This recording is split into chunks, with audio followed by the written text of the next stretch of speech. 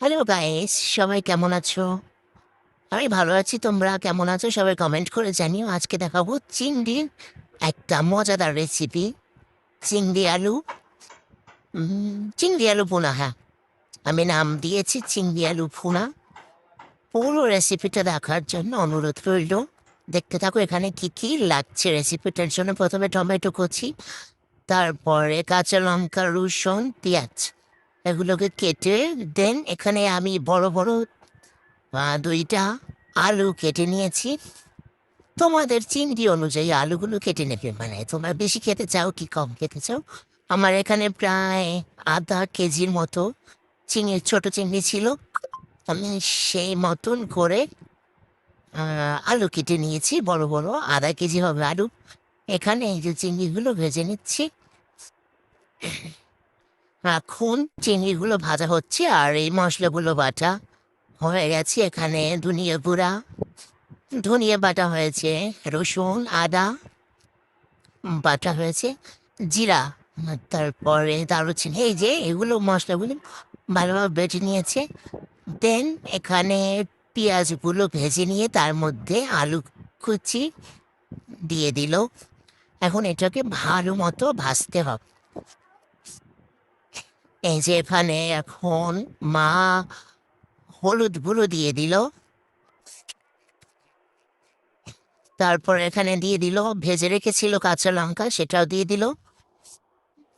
এভাবে ভালো মতো ভেজে নিতে হবে। এভাবে খেয়ে দেখো গাইস, খুব ভালো লাগে খেতে। এখন বাকি মশলাগুলো দিয়ে দেবে। এই যে এখানে এখন ধনিয়া বাটা দিয়ে দিল, আর আদা রসুন সব কিছুই দিয়ে দিয়েছে বাটা। এই যে লাস্টে ভাজা চিংড়িগুলো এর মধ্যে অ্যাড করে দিল, দিয়ে ভালো মতো একটু নাড়াচাড়া করে এর মধ্যে দিয়ে দিল গরম জল, যে দেখতে পাচ্ছ। এখন রান্নাটা কিছুক্ষণ হোক, তোমরা দেখতে থাকো। এভাবে তোমরা ট্রাই করে দেখো, অনেক ভালো লাগবে খেতে। এই যে মা এখন সরিষা বাটা দিয়ে দিল।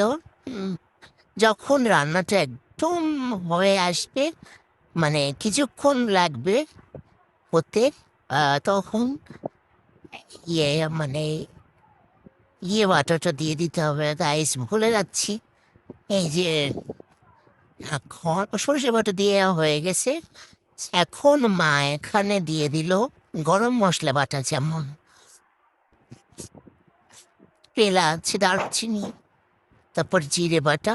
এখন লাস্ট মোমেন্ট যেটা দেবে সেটা হচ্ছে গিয়ে টমেটো কুচিটা। এই যে টমেটো কুচিটা দিয়ে কিছুক্ষণ জাল করে নামিয়ে নেবে। এই যে কি আর একটা মশলা দিল গাইস, আমার এত মনে থাকে না। ও হ্যাঁ, এখানে এখন দিয়ে দিল দারুচিনি আর জিরে বাটা। আর এই যে হয়ে গেছে আমাদের মজাদার চিংড়ি আলু রেসিপি। প্লিজ ট্রাই করে দেখো, খুবই ভালো লাগবে। এটা রুটির সাথেও খেতে পারবে, ভাতের সাথেও ভীষণ ভালো লাগবে। যেভাবে খাও ভালো লাগবে, ট্রাই করে দেখো। বাই বাই গাইস, ভালো থেকো।